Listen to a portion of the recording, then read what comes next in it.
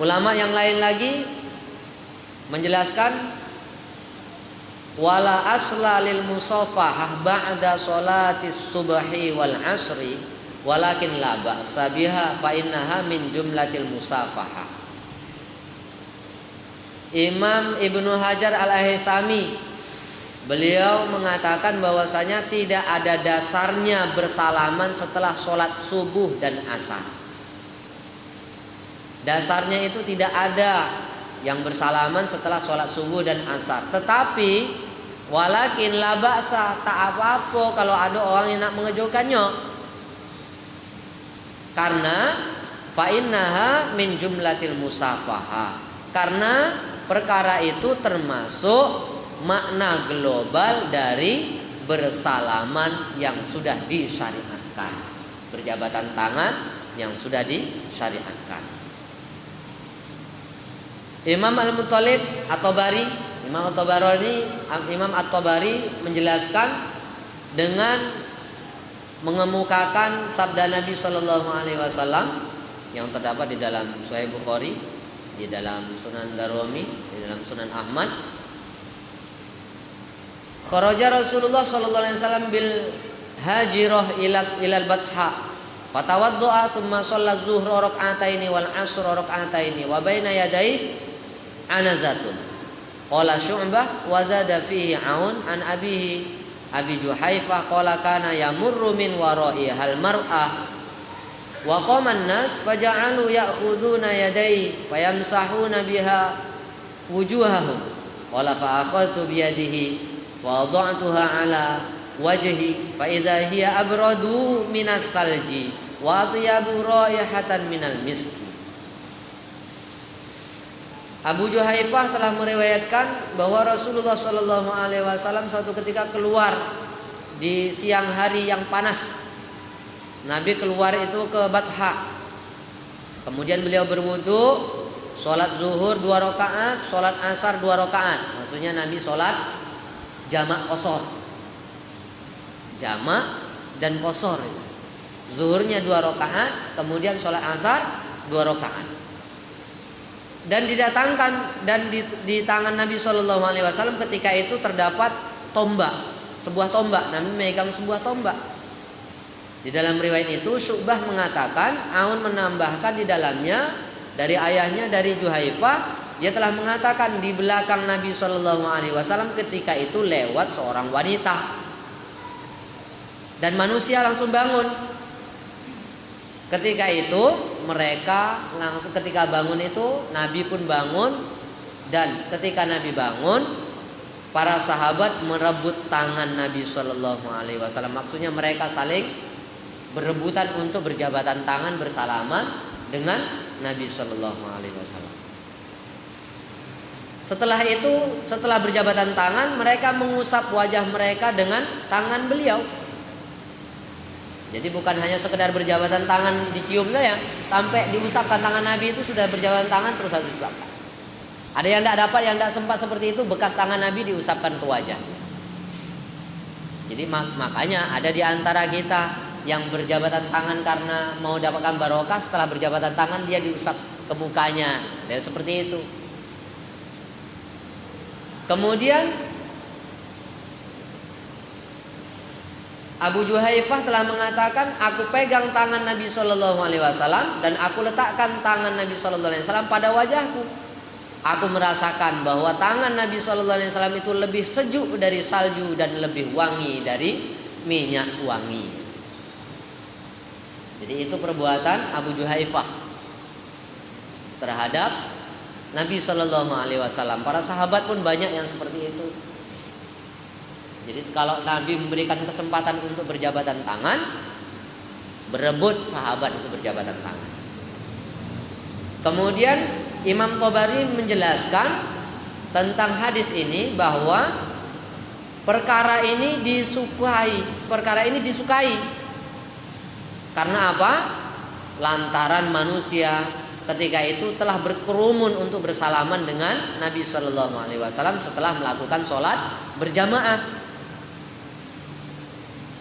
Apalagi sholat yang dikerjakannya itu adalah sholat asar dan sholat maghrib. Hal ini jika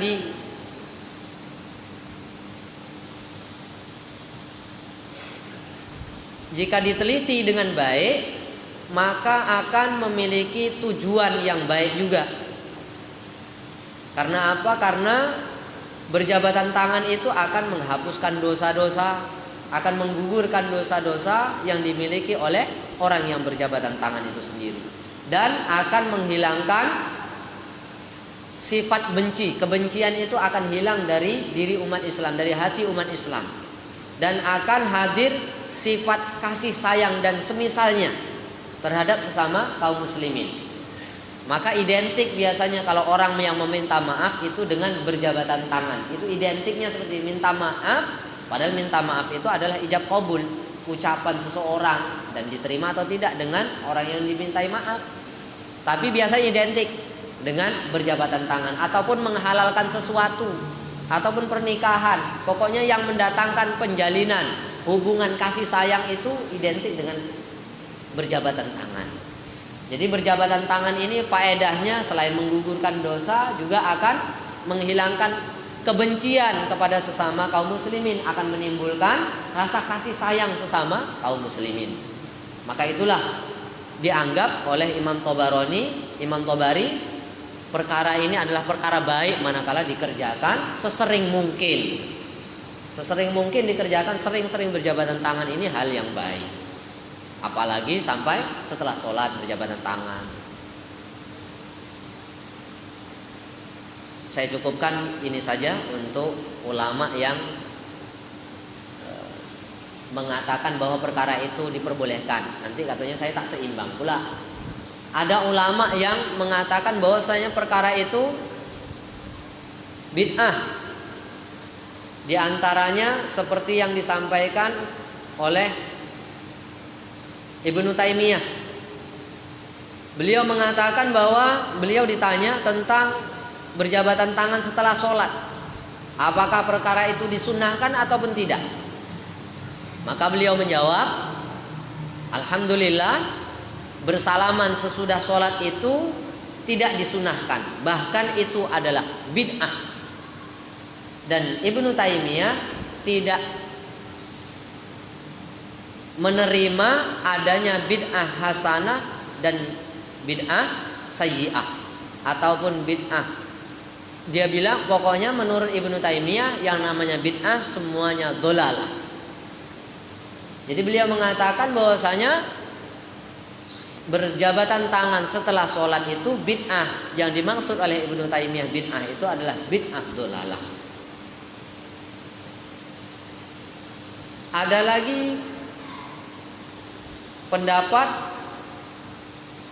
dari Syekh Abdul Aziz Abdullah bin Baz. Beliau mengatakan bahwasanya bersalaman setelah salamnya imam tidaklah memiliki dasar.